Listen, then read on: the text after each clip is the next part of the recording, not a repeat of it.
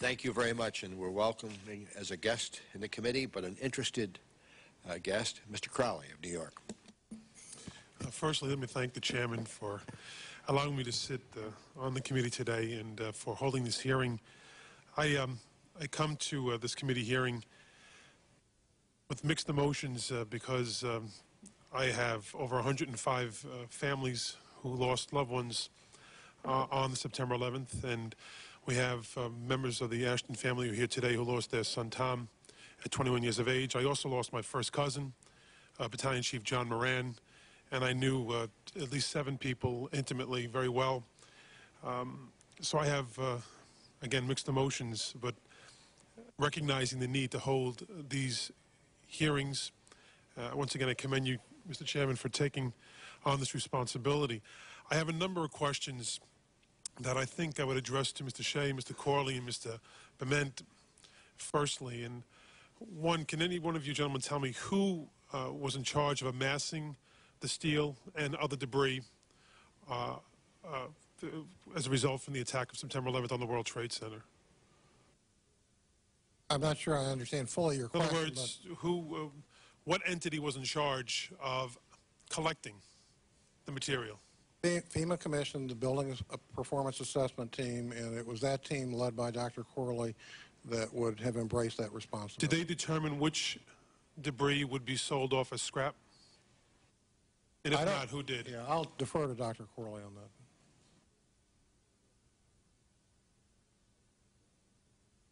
No, we did not determine that.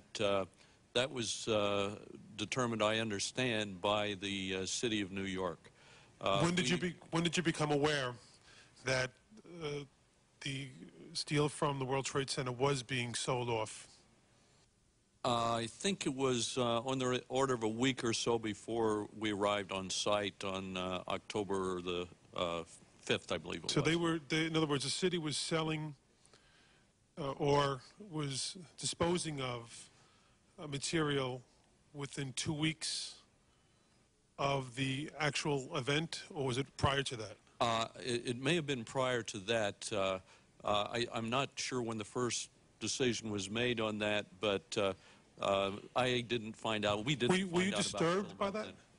By finding that out? Were you disturbed to find out that the city was actually disposing of or selling off we had material? Previously indicated that we definitely wanted to see the steel and select Did you or did FEMA or any other entity actually ask or tell the City of New York to cease and desist from disposing of that material? As far as the team is concerned, we made it known that we needed steel, and I don't have any knowledge that anyone had the authority even to ask them to cease and desist. So no one even asked them politely to stop selling what in all likelihood could be evidence, Mr. Anastani? I believe I was the first one to find out that the steel is being recycled. New York Times reporter Jim Glantz told me 2 weeks after earthquake, after a collapse, and I tried to contact city, and also New York Times reporters tried to make sure we can have access to steel to do the research. It was not happening, and I went myself, directly contacted the recycling plant and made arrangement. Through their cooperation, I started work there and collected the steel, and later, 2 weeks later, I believe, ASC team came also, and they started their work. Mr. Corley, you said that no significant loss occurred, or no significant difference, I think was the word you used. Yes. And any outcome would be determined by the loss of that material? That's my opinion at this point, yes. So you don't believe there was any material that was lost that was significant that day? No, I really didn't say that. What I said was that I believe, or what I implied was that we will be able to draw supportable conclusions and analyze the building to understand what happened without the steel that has been disposed of. In my remaining time, excuse me, Doctor, so my light's changing here.